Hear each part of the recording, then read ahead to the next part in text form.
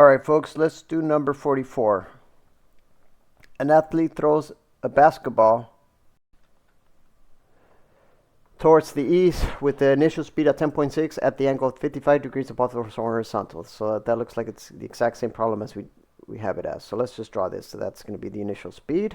So that's going to be the initial speed at 10.6 meters per second at the angle theta naught, which I'm going to call that. And this angle is going to be 55 degrees. So this is going to be the setup motion. It's going to travel a parabolic pathway, and it's going to hit the rim or towards the ground or whatever.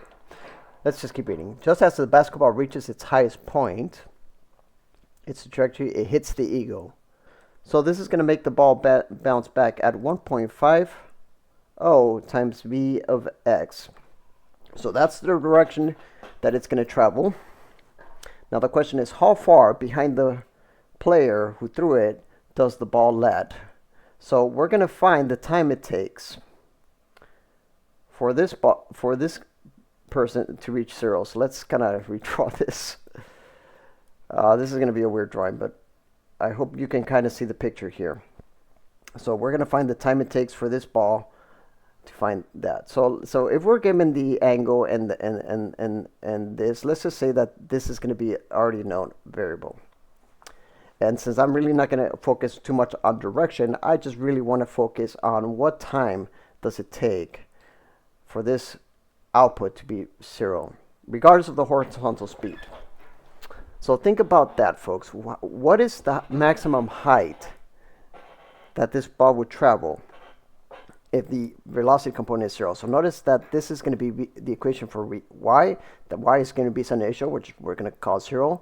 This is going to be vy times t minus g over 2t squared. We're going to let the final component in the y direction be zero. So that's going to be vy minus gt. We're going to take v, g. We're going to isolate that. We're going to plug it into that equation. So therefore you should get y max. So therefore you get the y max, and the y of max would be v naught or vy squared over 2g, because this might as well be 10.6 meters per second if that's the interpretation from the last problem. But I'm going to pretend that it's not. I'm going to pretend that the initial velocity is going to be horizontal and that the answer in the back of the book is wrong based on the interpretation, because it's really just language barrier at this point. So, but for the sake of the setup, let's just call that vy. We can always change that variable.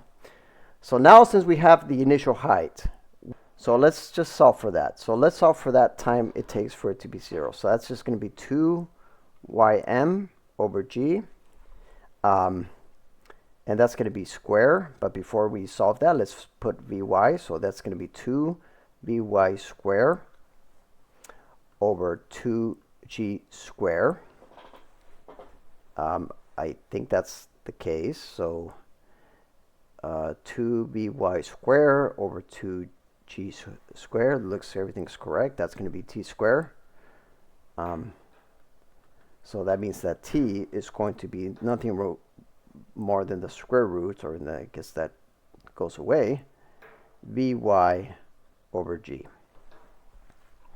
So that time it takes is going to be vy over g, is the exact time it takes for the ball to have some initial vertical ym to get towards the ground.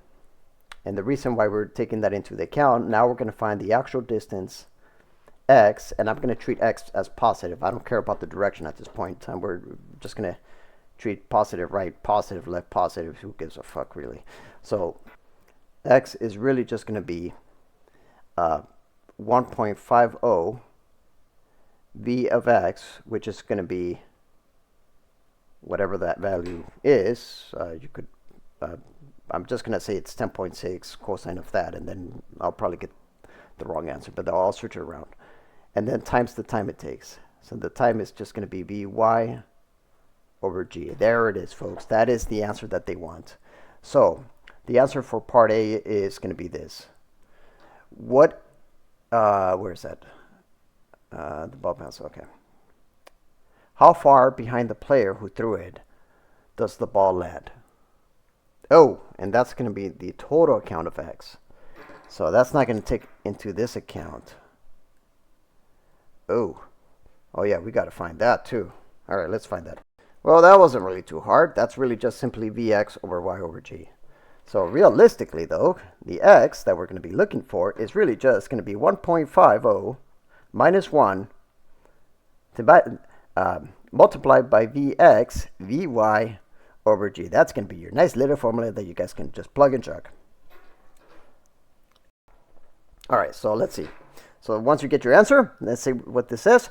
This situation is not covered in the rule book, so the official terms of the of this game. The player throws the ball in the same way. The eagle is thoroughly annoyed, and this time intercepts the ball so that at that same point, that means that when it's in the maximum height, its trajectory, the ball bounces from the bird's beak 1.5 times its impact speed. Okay, so it's the same. It's going to bounce back, but it's going to angle it in some direction, moving west at some non-zero angle with a horizontal. Now the ball hits the player's head at the same location where her hands is released. Is the angle necessarily positive? That is above the... All right, so I'm going to be spending a minute to conceptualize this. So let me double check my answer. Before I do that, let me answer the other one. V square sine of theta, cosine of theta. All right, before we do the other one, folks, let's kind of like... let's get that different answer, which the back of the book would likely be. So this y component is going to be 10.6 meters per second. This is going to be 55 degrees. So we're going to use tangent. So tangent of theta, or tangent of 55 degrees, times 10.6 is going to be Vx. So I'm going to put that 10.6 tangent of 55 degrees.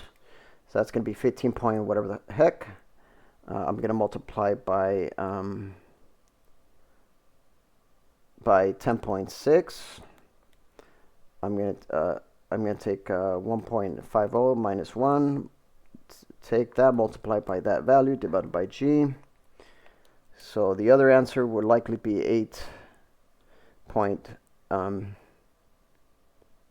8.19 meters. 19 meters if you were to look in the back. However, the actual answer in the back of the book, for some reason, compared to the other problem, is actually 2.69. So apparently they took the Vy into the account. There's definitely some misconception. Okay, guys, I don't know about you, but I don't like to say this, but I'm gonna have to. The back of the book is a bit strange from these two either problems, because they give the same wording, but the interpretation, the way somebody solves it, is a bit differently. On one hand, somebody solves it when the visual velocity of the y is 10.6 meters per second, which answers the match of the book. And then on the other hand, the other answer is going to be 2.69, which means that the angle, that the actual direction is that 10.6 at that angle. I don't know why or who wrote it, but I hope, well, this is really just the 7th edition, so maybe they did change this, but as I'm looking at this, that's a bit confusing. Anyways, presuming that this is going to be correct, 2.69 meters. Now let's actually kind of conceptualize this other one. So the guy throws it at some maximum height. The eagle bounces it back in some direction at that same 1.5 times Vx to bounce at whatever, to the point where it hits the head.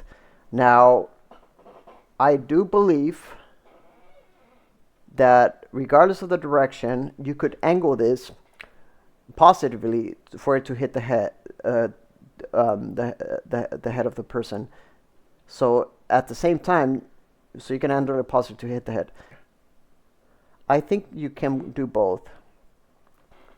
So I'm gonna say yes. You could angle it either positive or negatively, and depending on the angle. Let's see. So I'm just going to give you the result. All right, so anyways, folks, I hope this helps.